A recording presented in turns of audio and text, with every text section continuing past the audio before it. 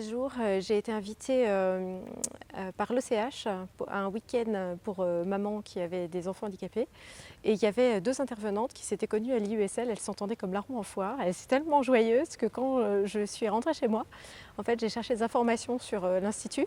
Et quand j'ai vu le programme proposé, j'ai été très attirée et c'est comme ça que je me suis inscrite. Je ne voyais pas comment je pouvais seul lire la Bible. C'était pour moi très difficile. On peut penser notamment à la Genèse, à l'Exode. On peut penser aussi à l'Évangile selon saint Jean. On peut penser à l'Apocalypse.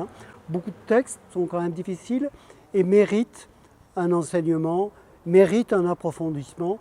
Et bon, voilà, c'est passionnant.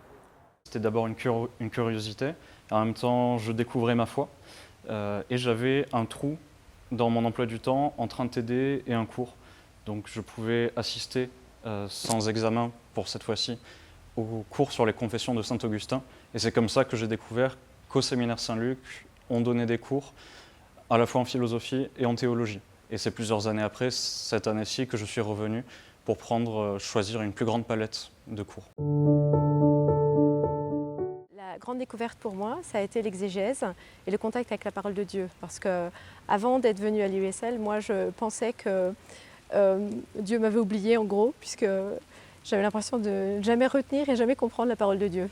C'est un cheminement intellectuel, bien entendu, parce qu'il y a un travail intellectuel à fournir, mais c'est aussi un cheminement spirituel. On ne peut pas imaginer que ce soit simplement un cheminement intellectuel. Et donc c'est un cheminement spirituel.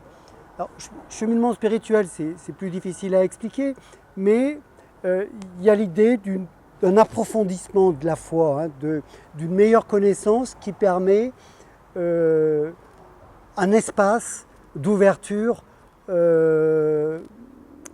au Christ, ou globalement, ou à Dieu, au Dieu chrétien.